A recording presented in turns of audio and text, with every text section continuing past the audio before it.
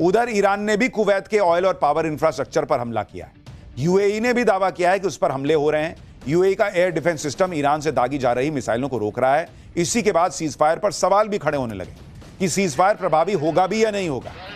Iran कह रहा है कि इजराइल मार रहा है, उसको भी तो रोको। सीजफायर तो हो गया, लेकिन ईरान को ट्रंप पर भरोसा ही नहीं है और इसलिए ईरान धमकी दे रहा है।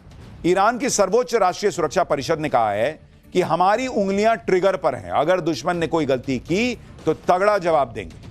युद्ध विराम का मतलब युद्ध की समाप्ति नहीं है, सेना अभी भी पूरी तरह से सतर्क है। एक आशंका इजराइल के मोर्चे पर बनी हुई है, क्योंकि सीजफायर की बातचीत में इजराइल शामिल नहीं है। हालांकि इजराइल के पीएम बेंजामिन नेतन्याहू ने कहा है कि इजराइल 2 हफ्ते के लिए ईरान पर हमले रोकने के ट्रंप के फैसले का समर्थन करता है। नेतन्याहू की तरफ से कहा गया कि अमेरिका ने यह भरोसा दिया कि जो बातचीत होगी उसमें यह सुनिश्चित होगा कि ईरान अब कोई न्यूक्लियर मिसाइल नहीं हासिल करेगा। इजराइल और अमेरिका के लिए खतरा नहीं बनेगा। हालांकि इसके साथ ही नेतन्याहू ने यह कहकर मुश्किलें बढ़ा दी कि लेबनान पर हमले जारी रहेंगे, वो नहीं रुकेंगे। उधर लेबनान में इजराइल से भिड़ने वाले ईरान समर्थित हिजबुल्लाह ने चेतावनी दी है कि अगर लेबनान को इसमें शामिल नहीं किया सीजफायर में, तो सीजफायर टूट जाएगा। यानी सवाल उठ रहा है कि क्या इजराइल के हमलों की वजह से यह सीजफायर टूट तो नहीं जाएगा। लेकिन इजराइल इसका कोई लोड नहीं ले रहा। इजराइल ने आज भी लेबनान पर तगड़े हमले किए। इजराइल ने लेबनान के बेरूत में एयर स्ट्राइक कर दी। लेबनान पर इजराइल के हमलों से ईरान गुस्से में है। ईरान ने क्लियर कर दिया कि अगर लेबनान पर इजराइल के हमले जारी रहे तो वो सीजफायर तोड़ देगा। सीजफायर का ऐलान होने के बाद सबसे ज्यादा पाकिस्तान उछल रहा है।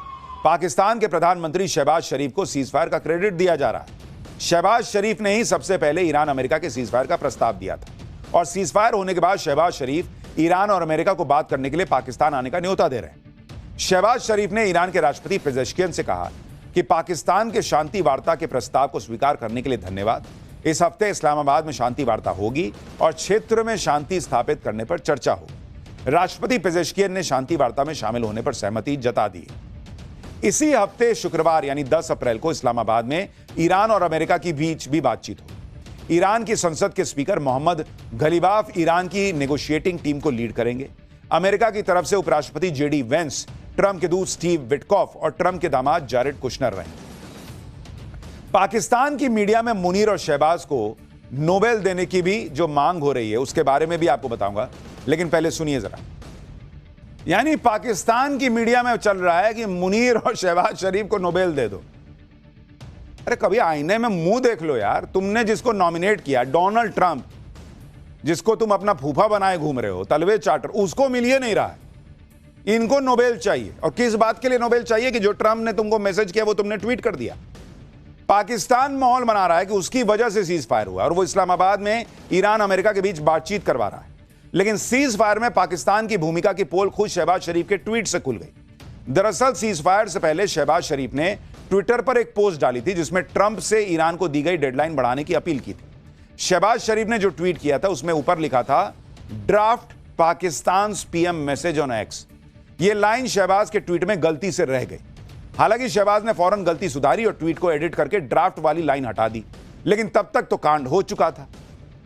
अब आप देखिए कि पहले जो ट्वीट था उसमें यह लाइन जुड़ी हुई थी और एडिट होने के बाद ड्राफ्ट वाली लाइन उसने हटा दी। शहबाज ने रात 12:46 पर ट्वीट किया था और 12:47 पर उसको एडिट किया, लेकिन एडिट हिस्ट्री में वो दिख गया कि पहले क्या ट्वीट हुआ था। लोग कह रहे हैं कि शहबाज ने जो ट्वीट किया वो उसको किसी ने बना कर दिया था कि सुनो इसको ट्वीट कर दो, जिस पर लिखा था कि पाकिस्तान के पीएम के लिए ड्राफ्ट है। क्या यह मैसेज अमेरिका की तरफ से शहबाज के पास आया था कि उसे सोशल मीडिया पर पोस्ट कर दो? सुनिए पाकिस्तान के पत्रकार क्या बता रहे हैं। ऐसा देश है, खुद वहां के लोग कह रहे हैं कि भाई तुमको अमेरिका ने मैसेज भेजा, इसी के लिए पाल के रखा है क्या अमेरिका ने तुमको, डोनाल्ड ट्रंप ने मुनीर को, कि जो भेजूंगा वो ट्वीट कर देना, समझे? और वो सही कह रहा है कि भाई अगर पाकिस्तान के अंदर से किसी ने ये मैसेज बनाया होता तो वो पाकिस्तान के पीएम का मैसेज ऑन एक्स क्यों लिखता? वो लिखता पीएम मैसेज ऑन एक्स। इसका मतलब किसी ने बाहर से भेजा है कि इसको डलवा दो उसके हाथ से। सोचिए, इसी दिन के लिए ट्रंप पाल रहा है इन दोनों को, मुनीर और शहबाज को। इधर ड्राफ्ट वाले ट्वीट पर शहबाज की किरकिरी हो रही है, उधर ट्रंप ने सीजफायर में चीन की भूमिका का भी जिक्र कर दिया। ट्रंप से पूछा गया कि क्या चीन ने ईरान को बातचीत के लिए तैयार करने में भूमिका निभाई। इस पर ट्रंप ने कहा कि पर्दे के पीछे ईरान को तैयार करने में चीन ने भूमिका निभाई होगी। चर्चा इस बात की भी हो रही है कि इतने बड़े संघर्ष को पाकिस्तान अपने दम पर खत्म नहीं कर सकता। और ट्रंप ने चीन का जिक्र करके साफ कर दिया कि भले ही पाकिस्तान मैं करके क्रेडिट लेने के लिए लाइन में दौड़े, लेकिन पर्दे के पीछे सारा खेल चीन ने किया। चीन ने ईरान को समझाया कि भाई रुक जाओ, बहुत दिक्कत हो जाएगी तुमको भी, क्योंकि ईरान भी तो मार खा ही रहा था ना भाई। आप उसके जज्बे की तारीफ कर सकते हैं, लेकिन ऐसा नहीं है कि ईरान को नुकसान नहीं हो रहा था, ईरान को भरपेट नुकसान हुआ है। तो चीन ने समझाया कि भाई तुम भी थोड़ा रुको, थांबा थोड़ा। और चूंकि चीन से ईरान का अच्छा खासा व्यापार होता है, जब ईरान पर इतने सैंक्शन लगे तब भी चीन उससे तेल खरीदता रहा, तो ईरान को चीन से की बात सुननी पड़ी। क्योंकि इस पूरे मामले में यह भी कहा जाता रहा है कि रशिया और चीन दोनों ईरान को मदद करते रहे पर्दे के पीछे से। लेकिन लाइन में कूद के आ गया शहबाज और मुनीर कि हमने युद्ध रुकवाया है। लोग तो यह भी चर्चा कर रहे हैं कि ईरान युद्ध से ट्रंप किसी भी तरह निकलना चाहते थे और ईरान की सभ्यता खत्म करने की धमकी के बाद ट्रंप बुरी तरह से बैकफुट पर थे। ईरान पर हमला नहीं करने का फैसला ट्रंप अगर खुद लेते तो उनकी और किरकिरी होती। इसलिए पहले शहबाज शरीफ को मैसेज भेजा कि डेडलाइन बढ़वाओ और सीजफायर की अपील करवाओ, और ट्रंप इसको मान लेंगे। लेकिन शहबाज शरीफ ने तो कांड कर दिया, उसने सब लीक कर दिया। तो इन्होंने भी कन्नी काट ली और बोल दिया कि हाँ भाई चीन ने कराया। और अब लोग एआई से वीडियो बनाकर शेयर कर रहे हैं, मजाक बना रहे हैं कि ट्रंप शहबाज को ड्राफ्ट देते दिख रहे हैं। देखिए कैसा वीडियो चल रहा है। बस इसको आगे चलाओ तो तहकीक करो, ये ना हो कि तुम अपनी जहालत में किसी का नुकसान कर दो और तुम्हें उसके ऊपर नदामत उठानी। फॉरवर्डेड एज रिसीव्ड, और आपका सोशल मीडिया क्या कहता है? Forwarded as received. तो लोग मजाक बना रहे हैं कि डोनाल्ड ट्रंप ने देखिए मैसेज भेजा, मुनीर को गया, मुनीर ने शहबाज को भेजा और फिर सर पे थपकी भी दे रहा कि करो ना जी पोस्ट इसको अपने अकाउंट से। यानी लोग तो सीजफायर में शहबाज के क्रेडिट लेने की तुलना जो है वो उस आदमी से भी कर रहे हैं जो प्लेटफॉर्म पर रुक रही ट्रेन को हाथ से रोकने की एक्टिंग कर रहा है कि भाई देखो मैंने रुकवा दिया। देख रहे हैं इसको?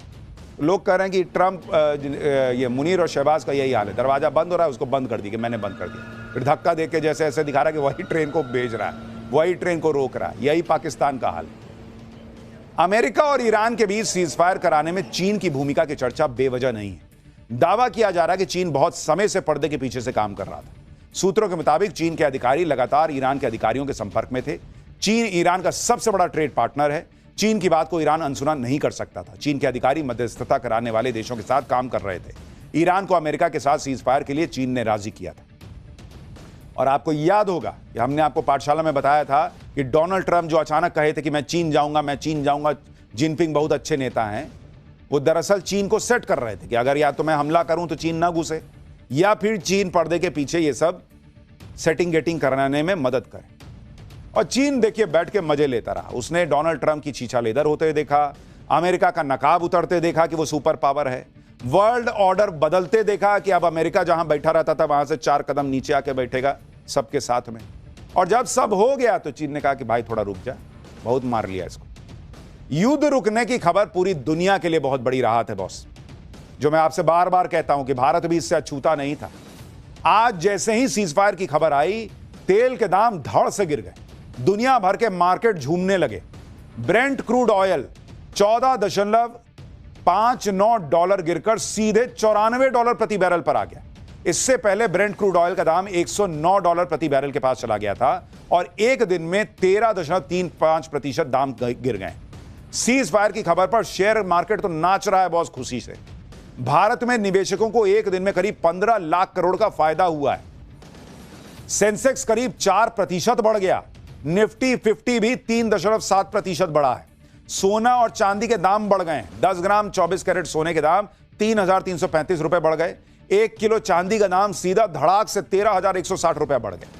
यानी भारत में फिर से जो है ना वो खुशी की लहर दौड़ गई है मार्केट में।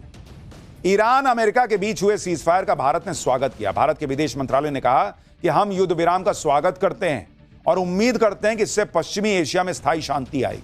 हमने पहले भी लगातार कहा कि मौजूदा संघर्ष को जल्द से जल्द खत्म करने के लिए तनाव कम करना, संवाद करना और कूटनीति जरूरी है।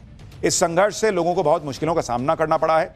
ग्लोबल एनर्जी सप्लाई और ट्रेड नेटवर्क प्रभावित हुए हैं। उम्मीद करते हैं कि स्ट्रेट ऑफ हॉर्मुज में बिना रोक टोक नेविगेशन और वैश्विक व्यापार जारी रहे। हालांकि सवाल उठ रहा है कि क्या यह सीजफायर बीच में तो नहीं खत्म हो जाएगा, लेकिन 2 हफ्ते के लिए तो है। और इस 2 हफ्ते में भारत अपने सारे जहाज निकाल के भी ले आया तो मान के चलिए कि अपना स्टॉक फिर रीफिल हो जाएगा। उसके बाद फिर 40 दिन चले, 30 दिन चले, जो चले, भारत अपनी अर्थव्यवस्था की रफ्तार को फिर से 5th गियर में लगा लेगा। लेकिन मनाइए कि फिर से न टूटे सीज फायर और यह युद्ध खत्म हो जाए, क्योंकि सिर्फ अपने फायदे की बात नहीं है, दुनिया का फायदा इसी में है कि भाई अब यह युद्ध दोबारा शुरू ना हो।